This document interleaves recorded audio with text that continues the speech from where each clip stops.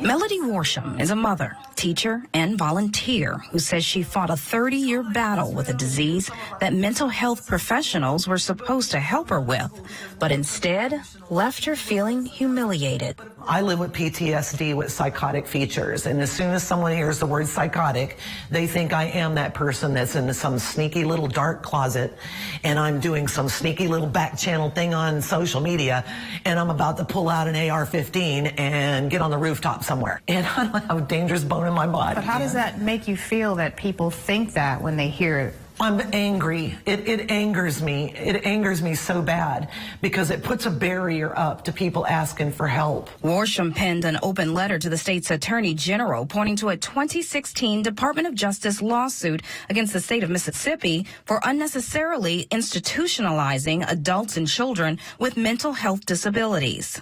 A federal judge agreed there should be more community-based options. The National Alliance on Mental Illness in Mississippi says even the state's big institutions weren't providing the help people needed. Sataniel Wembley is the executive director of the National Alliance on Mental Illness in Mississippi. And prime example, a lot of the facilities are in bigger cities in the state. So if you live in a rural area, you have to manage getting to the facility. Once you get there, you have to make sure you have an appointment. If you have an appointment, there has to be insurance. So there's a lot of things that go into actually getting treatment. Now, in 2022, the Magnolia State, known for catfish, cotton, and Southern charm, is trying to figure out how to provide patients with the necessary care closer to home. The good news is changes are on the horizon.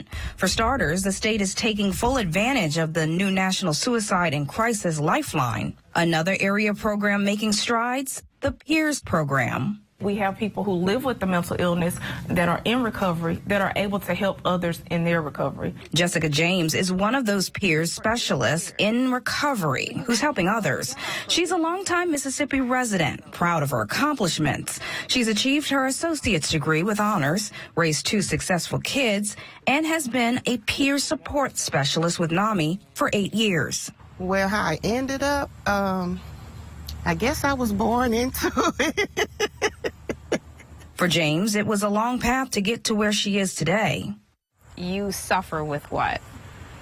Well, anxiety and depression. Also was told that may have a little PTSD as well. James recalls one tough day on a job she loved. She'd been missing work, but couldn't muster the strength to get out of bed. I would have a boost of energy at times. I would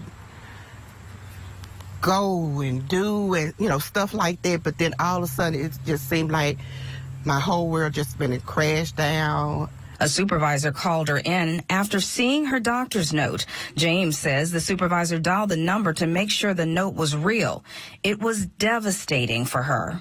And I'm seeing her do this in front of me. I feel like I'm being punished for me being sick. And like you didn't care. I'm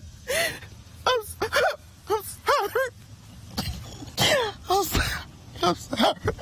That hopeless feeling didn't last long. She remembered seeing the NAMI promotion table at a health fair she went to with her son. That led to a partnership between the two. As a peer, James now helps others push through the mental health issues she faced. This isn't about looking at a disease. It's not what's wrong with you, it's what's strong with you. That's our focus with our people. Melody Worsham, who we introduced you to earlier, is also a peer support specialist. We caught up with her during work at the Mental Health Association of South Mississippi. She says the program isn't what you would call clinical. It's actually unique because there are no psychiatrists or licensed therapists involved, and it's voluntary. There's no one-size-fits-all model, and that's something that those of us with lived experience, we do understand. We are about sitting down and exploring that with you and finding out what your pathway is and what's going to work right. And it might be a Franken program, that you do a little 12-stepper thing here, or you might have some spiritual thing going on, and then you need a drop-in, a meditation. A 2019 report by Mental Health America says peer support specialists lower the cost of mental health services and help reduce the rate of hospital recidivism. The National Institute for Health Research also found people receiving peer support lowered the risk of being hospitalized by 14% and significantly increased recovery. The state of Mississippi is now starting to focus on it a little bit more and make sure that peer specialists are in every county. I think last year there were 164 trained to be peer specialists across the state. And then some of those, I want to say between 10 and 12, were actually in jail systems. So they can now lead others through their mental health journey and say, it's okay not to be okay. As the Magnolia State tries to grow its mental health programs to satisfy the Department of Justice, mental health advocates are helping to cultivate the Peers program to provide help to those in need. Timmy Eswick, Newsy, Gulfport, Mississippi.